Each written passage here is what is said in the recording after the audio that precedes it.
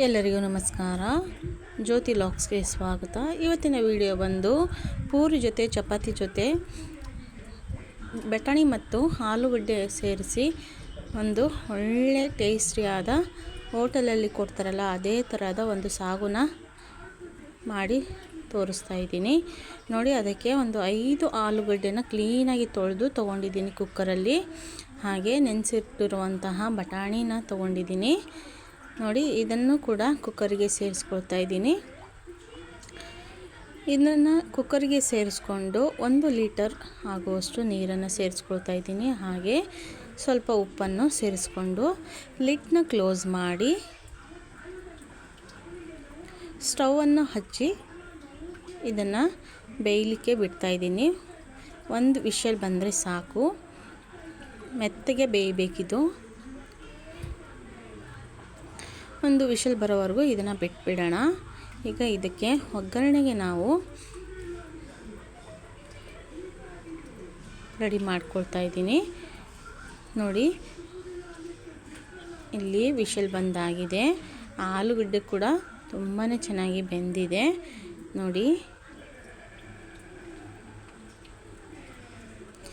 ಇದು ಬಿಸಿ ಇರೋದ್ರಿಂದ ನಾನು ಸ್ವಲ್ಪ ನೀರನ್ನು ಹಾಕಿಬಿಟ್ಟು ಇದನ್ನು ಮೇಲ್ಗಡೆ ಸಿಪ್ಪೆನ ತೆಕ್ಕೊಂಡಿದ್ದೀನಿ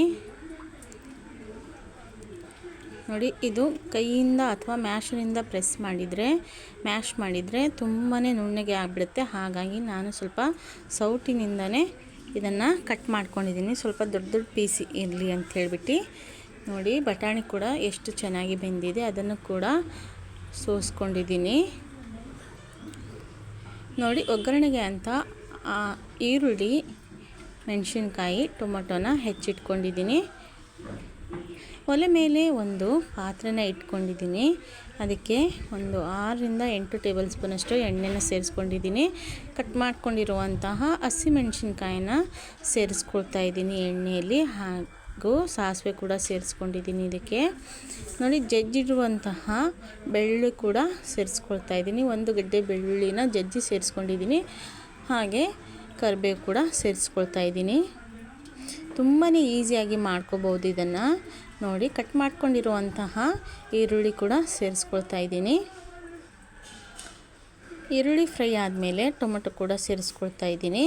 ಟೊಮೆಟೊ ಮತ್ತು ಈರುಳ್ಳಿನ ಒಂದೇ ಸಲ ಹಾಕಿಬಿಟ್ರೆ ಈರುಳ್ಳಿ ಚೆನ್ನಾಗಿ ಫ್ರೈ ಆಗೋಲ್ಲ. ಹಾಗಾಗಿ ಈರುಳ್ಳಿ ಫ್ರೈ ಆದಮೇಲೆ ಟೊಮೆಟೊನ ಸೇರಿಸ್ಕೊಂಡು ಟೊಮೆಟೊ ಕೂಡ ಮೆತ್ತಗಾಗೋವರೆಗೂ ಇದನ್ನು ಬೇಯಿಸ್ಕೋಬೇಕು ನೋಡಿ. ಇದನ್ನು ಸ್ವಲ್ಪ ಮುಚ್ಚಳನ ಮುಚ್ಚಿ ನಾನು ಬೇಯಿಸ್ಕೊಂಡಿದ್ದೀನಿ. ಆದರೂ ಮೆತ್ತಗಾಗಿಲ್ಲ ಅಂತ ಹೇಳಿಬಿಟ್ಟು ಸ್ವಲ್ಪ ಉಪ್ಪನ್ನು ಸೇರಿಸ್ಬಿಟ್ಟು ಮತ್ತೆ ಮೆತ್ತಗಾಗೋವರೆಗೂ ಲಿಡ್ನ ಕ್ಲೋಸ್ ಮಾಡಿ ಬೇಯಿಸ್ಕೊಳ್ತಾ ಇದ್ದೀನಿ. ಇದಕ್ಕೆ ಲಿಡ್ನ ಕ್ಲೋಸ್ ಮಾಡ್ತಾ ಇದ್ದೀನಿ. ಉಪ್ಪು ಸೇರಿಸಿ ಆದಮೇಲೆ ಲಿಡ್ನ ಕ್ಲೋಸ್ ಮಾಡಿ ಬೇಯಿಸ್ಕೊಂಡ್ರೆ ಬೇಗನೆ ಮೆತ್ತಗಾಗುತ್ತೆ ಟೊಮೊಟೊ. ಹಾಗಾಗಿ ನೋಡಿ ಮೆತ್ತಗಾಗಿದೆ ನೋಡಿ. ಹೀಗೆ ಮೆತ್ತಗಾದಮೇಲೆ ಇದರಲ್ಲಿ ಅರ್ಧ ಭಾಗನ ನಾನು ತೆಗೆದಿಟ್ಕೊಳ್ತಾ ಇದ್ದೀನಿ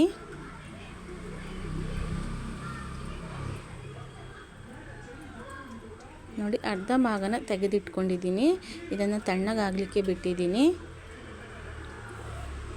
ತಣ್ಣಗಾದಮೇಲೆ 1-2 ಲವಂಗ, 1 ಚಕ್ಕೆ, ಹಾಗೆ ಯಾಲಕ್ಕಿನೂ ಕೂಡ ಸೇರಿಸ್ಕೊಂಡಿದ್ದೀನಿ. ಹಾಗೆ 1 ಟೇಬಲ್ ಸ್ಪೂನಷ್ಟು ಹುರಿಗಡಲೆನ ಸೇರಿಸ್ಕೊಂಡಿದ್ದೀನಿ ನೋಡಿ. ಇದನ್ನು ಒಂದು ಮಿಕ್ಸಿ ಜಾರ್ಗೆ ಸೇರಿಸ್ಕೊಳ್ತಾ ಇದ್ದೀನಿ. ಇದು ನಮಗೆ ಗ್ರೇವಿ ಥರ ಆಗಬೇಕು. ಹಾಗಾಗಿ ಇದನ್ನು ನಾನು ಅರ್ಧ ಭಾಗದಷ್ಟು ತೆಗೆದು ಅದನ್ನು ತಣ್ಣಗಾಗಲಿಕ್ಕೆ ಬಿಟ್ಟು ಸ್ವಲ್ಪ ಕೊತ್ತಂಬರಿನ ಸೇರಿಸ್ಕೊಂಡು ನೋಡಿ ಇದನ್ನು ರುಬ್ಕೊಳ್ತಾ ಇದ್ದೀನಿ.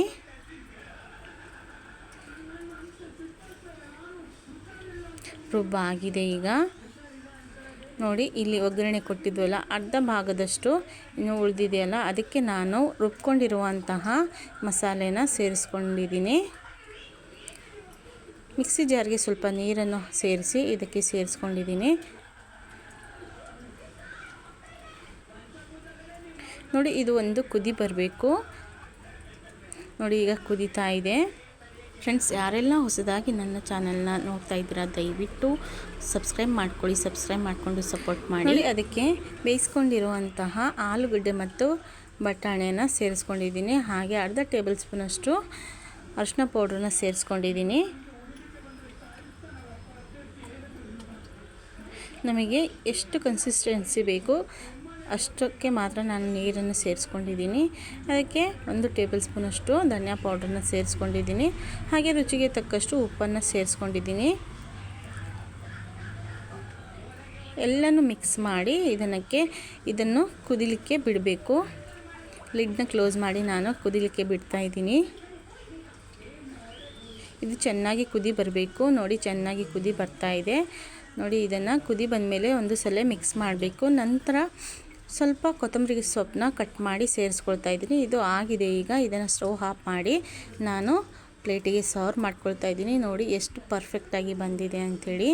ನೋಡಿ, ಈ ಕನ್ಸಿಸ್ಟೆನ್ಸಿಯಲ್ಲಿ ಇದ್ದರೆ ಸಾಕು. ನಮಗೆ ಚಪಾತಿ ಪೂರಿ ಜೊತೆ ತುಂಬಾ ಟೇಸ್ಟಿಯಾಗಿರುತ್ತೆ. ಈ ರೆಸಿಪಿ ನಿಮಗೆ ಇಷ್ಟ ಆಗಿದೆ ಅನ್ಕೋತೀನಿ. ಇಷ್ಟ ಆಗಿದರೆ ಲೈಕ್ ಕೊಡೋದನ್ನು ಮರಿಬೇಡಿ ಹಾಗೂ ಸಬ್ಸ್ಕ್ರೈಬ್ ಮಾಡಿಕೊಡಿ.